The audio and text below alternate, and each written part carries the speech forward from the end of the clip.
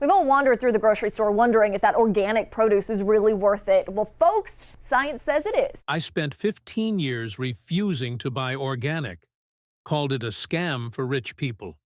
Then I saw my own blood work results. There's one food in your kitchen right now that's silently doing the most damage. Strawberries. The fruit that looks innocent sitting in your fridge but carries more chemical baggage than a pharmaceutical factory. Here's the thing. A single strawberry sample can contain residues from over 20 different pesticides. 20! That's not a fruit. That's a chemistry experiment you're dipping in chocolate. And why so many chemicals? Because strawberries have no armor, no peel, no protective shell. Their soft, porous skin absorbs everything like a tiny red sponge at a pesticide pool party. It gets worse. Conventional strawberry fields use methyl bromide, a fumigant so toxic it's been banned in most agricultural applications worldwide. Yet somehow, it's still totally fine for the berries in your smoothie. Makes sense, right? California grows 90% of American strawberries. The state's own data shows some fields receive over 300 pounds of pesticides per acre annually. Per acre! The good news? Kids who switched to organic showed 50% lower pesticide metabolites in their urine within just 1 week. But strawberries are just the appetizer. Apples might actually surprise you more. The average apple gets sprayed 10 to 15 times before it reaches your grocery cart. That's not a typo. 10 to 15 separate pesticide applications on a single piece of fruit. But here's what really gets me. There's a chemical called diphenylamine that American growers spray on apples to keep them looking pretty in storage. Europe banned it years ago. We're still using it like it's no big deal. And washing doesn't save you here. I know. We all run our apples under water and feel responsible. But studies show washing and peeling removes only about 20% of residues. The chemicals don't just sit on the surface. They soak right through the skin into the flesh. Now, the good news? Organic apples cost maybe 30 to 50 cents more per pound. We're talking 15 to 20 bucks extra per year if you eat an apple a week.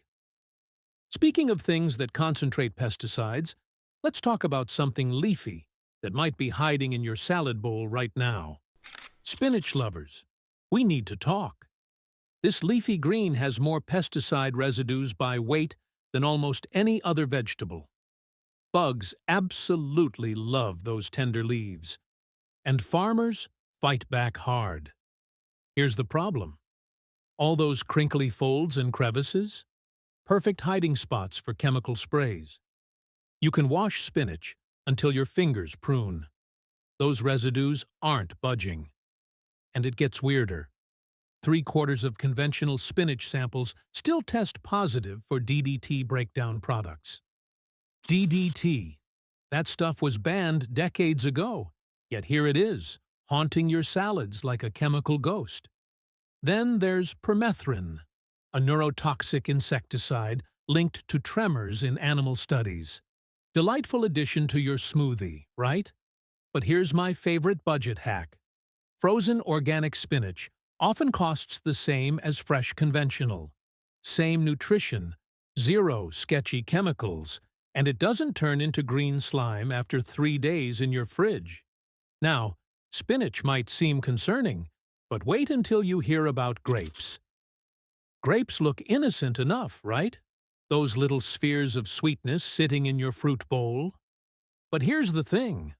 Their thin skin and high sugar content basically send out a dinner invitation to every insect within a mile radius.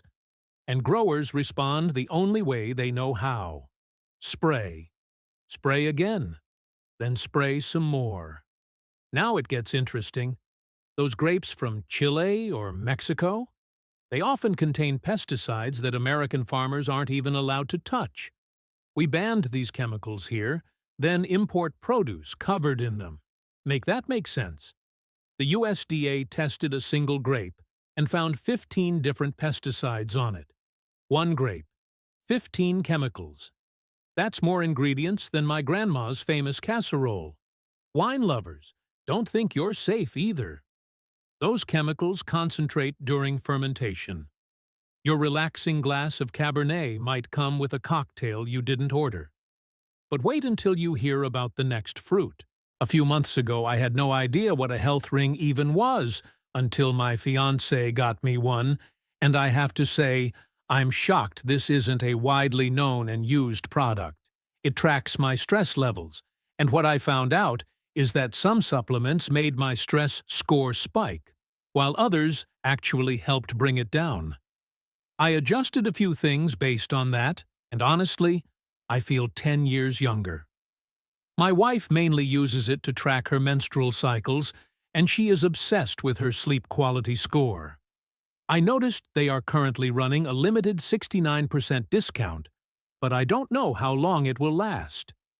It's currently only $60, and it's clear this one is the best bang for your buck, with other health rings priced around $350 with less functions.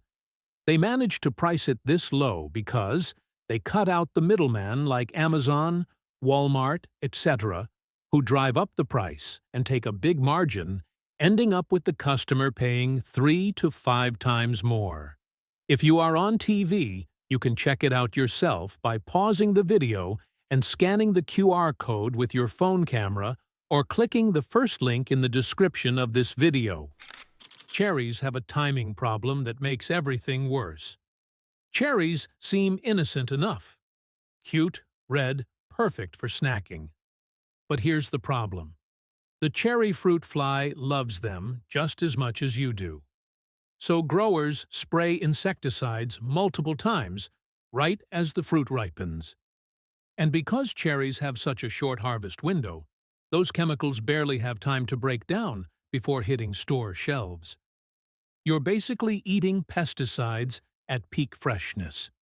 Over 40% of conventional cherry samples contained iprodeone. That's a fungicide classified as a probable human carcinogen. Probable. As in, scientists are pretty confident it causes cancer, but haven't finished all the paperwork yet. Oh, and those bright red maraschino cherries in your cocktail? They go through even more chemical processing. Fresh organic is really the only clean option. The price difference? About $2 to $3 more per pound during summer. Buy frozen organic in winter, and that gap shrinks to under $1. Now, the next food surprised me because it grows underground, which should make it safer, right? Peanuts are sneaky. They're technically legumes, not nuts. But here's what really matters. They grow underground. That means every fungicide dumped into the soil, peanuts soak it up like a sponge in a bathtub. And farmers dump a lot. Why? Because aflatoxin, a carcinogenic mold, loves peanuts more than kids love peanut butter sandwiches. Conventional growers blast their fields with toxic fungicides to fight it. But wait, it gets worse. Peanut farmers rotate their crops with cotton. Cotton is basically the bad boy of agriculture, using some of the harshest chemicals on the planet. Those chemicals stick around in the soil. Then peanuts move in and inherit the whole toxic mess. The peanut's soft shell? Completely useless as protection. Chemicals seep right through. Oh, and some conventional farmers spray glyphosate on peanut plants right before harvest to dry them out faster. That's like spraying weed killer on your lunch. Organic peanut butter costs maybe $2 more per jar. Pennies per sandwich. Now, coffee. That's where things get really interesting. Here's the thing about coffee. It's one of the most chemically treated crops on the planet. We're talking up to 250 pounds of synthetic fertilizers dumped on every single acre. That's not a typo. And because your beans come from places like Brazil and Vietnam, they're often sprayed with pesticides that were banned here decades ago. Different countries, different rules, Same cup you're drinking every morning. Now, some folks say roasting burns off the chemicals. Partially true. But heat-stable pesticides? They survive just fine and end up right in your mug. The price difference is about 20 to 40 cents more per cup. Roughly 75 to 150 bucks extra per year if you're a daily drinker. I've spent more on worse things. My ex-wife would agree. But here's something that doesn't get mentioned enough. Coffee farmers in developing countries suffer extremely high rates of pesticide poisoning. Buying organic literally protects real people. Speaking of protection, the next item on our list rarely gets discussed. Here's the thing about tea. You probably think it's this pure, clean drink. Just leaves and hot water, right? Wrong.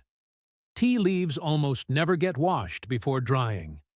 Whatever pesticides landed on those leaves during growing, they're going straight into your cup. And imported teas from China and India have tested positive for pesticides that are completely banned in the United States and Europe. We're talking chemicals so nasty that regulators said absolutely not decades ago. But here's what really gets me. When you steep tea in hot water, you're basically doing a chemistry experiment. That boiling water extracts every pesticide residue directly into the liquid. No filter catches it. No barrier stops it. The cost difference? About 5 to 10 cents more per tea bag. That's maybe 20 to 35 bucks a year for daily drinkers. Less than a single doctor's copay. Green tea actually retains more residues than black tea because it undergoes less processing. Now, chocolate.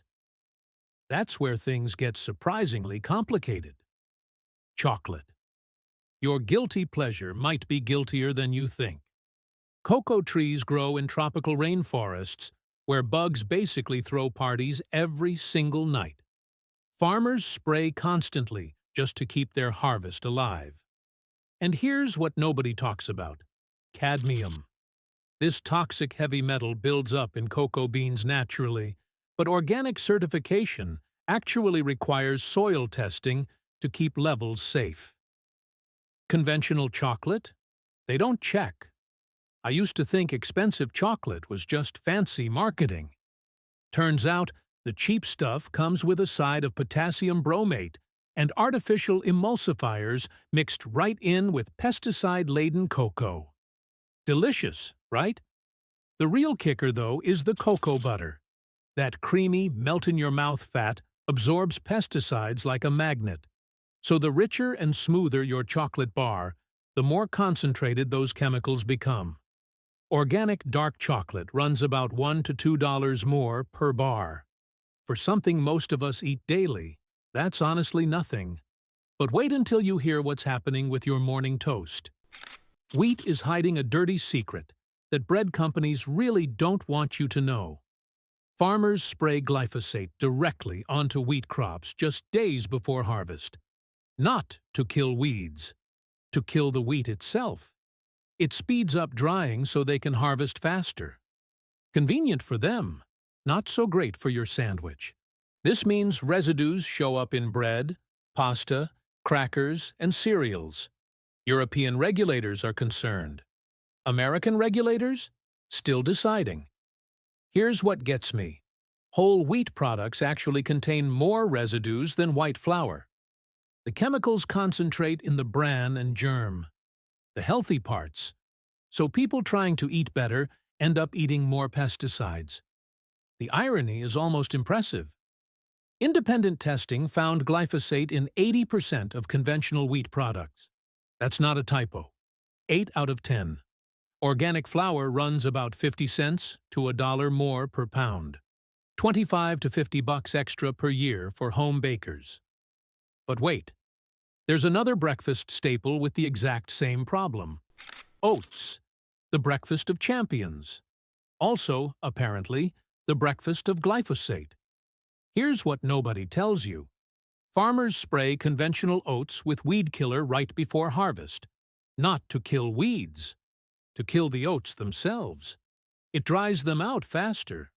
Convenient for farmers, less convenient for your intestines. And the residues? They're showing up everywhere. Quaker oats, Cheerios. Those fancy overnight oats your coworker won't shut up about. Independent testing found glyphosate in about 80% of conventional oat products. 80%. Now here's the frustrating part. That heart-healthy fiber everyone raves about? It actually traps pesticide residues in the grain's outer layers. The healthiest part becomes the most contaminated part. Life's cruel sometimes. Kids eating conventional oatmeal daily might exceed safety thresholds set by environmental health groups. That's not fear-mongering. That's just math. Steel cut, rolled, instant. Doesn't matter which type you buy. Contamination happens before processing. The fix costs roughly 10 cents more per breakfast. Worth it. But oats aren't the only pantry staple hiding secrets. Lentils and chickpeas seem innocent enough. Cheap protein sitting in your pantry for months. What could go wrong? Well, here's the thing. Conventional farmers spray glyphosate directly on these crops right before harvest. It kills the plants faster, so they can collect the beans sooner. Efficient for them. Not great for you, and unlike fruit you can peel, these little guys absorb chemicals through their entire growing season. The soil feeds them. Whatever's in that soil ends up inside the bean. Now think about hummus. You're grinding those chickpeas into paste, concentrating everything in a delicious dip. Same with bean soups and lentil curries. Organic dried lentils run about 50 cents more per pound. For a food that already costs almost nothing, that's barely a rounding error on your grocery bill. Some folks think soaking beans overnight washes away the problem. It helps with surface residues, sure. But what's already absorbed into the seed? That's staying put. Speaking of hidden ingredients, cottonseed oil is lurking where you'd never expect. Here's the thing about cottonseed oil. You've probably never bought a bottle of it, but you've definitely eaten it. It hides in chips, crackers, salad dressings, even some peanut butters. And here's the kicker. Cotton isn't regulated as a food crop. Wild, right? That means farmers can spray chemicals on cotton that are completely banned on anything meant for eating. 25% of the world's insecticides get dumped on cotton fields. Yet cotton covers only 2.4% of farmland. That's an insane ratio when you stop and think about it. The oil gets extracted, refined, and quietly slipped into processed foods without any fanfare on the label. Manufacturers pay slightly more for organic cottonseed oil, but your price at checkout barely budges. Pennies, really. Start flipping packages over. You'll be shocked how often cottonseed oil pops up in products marketed as natural or healthy. But wait, cotton's not the only sneaky one. Bell peppers have their own dirty secrets. Bell peppers look harmless enough. Bright, crunchy, colorful. But here's the thing. That thin, waxy skin? It's basically a pesticide magnet. Conventional peppers tested positive for 53 different pesticide residues. 53? That's not a vegetable. That's a chemistry experiment. And cooking doesn't help. Most people assume heat destroys chemicals. Nope. These pesticides are heat stable. Your stir-fry isn't cleaning anything. Now, imported peppers from Mexico? Those commonly contain methimidofos. Sounds fancy until you realize it's classified alongside nerve agents on your fajitas. Delightful. The good news? Organic bell peppers only cost about $1 to $2 more per pound. And if you grab frozen or ugly peppers, that gap shrinks fast. Here's one people miss. Those jarred, roasted red peppers? The roasting process concentrates whatever was on the fresh pepper. So if you're buying conventional jarred peppers, you're getting a pesticide reduction sauce. But peppers, aren't even the most absorbent vegetable on this list. That title belongs to something in your crudité platter. Celery looks innocent. It's basically crunchy water with a vegetable's resume. But here's the problem. That high water content turns it into a pesticide sponge. Those porous stalks don't just absorb moisture. They pull chemicals directly into the tissue you're about to spread peanut butter on. And washing? Completely useless here. Scrub all you want. The residues aren't sitting on the surface. They've already penetrated the entire stalk structure. It's like trying to undye a t-shirt. USDA testing found up to 67 different pesticides on conventional celery samples. 67? That's not a vegetable. That's a chemistry experiment. Here's what really gets me. The trendy celery juice cleanses. If you're using conventional celery, you're concentrating those residues into every single glass. Some detox, right? Oh, and those leafy tops most people throw away? They contain even higher pesticide levels than the stalks. So if you're using the whole plant, and you should, organic isn't optional. When it comes to these 15 foods, spending a little extra genuinely protects your health.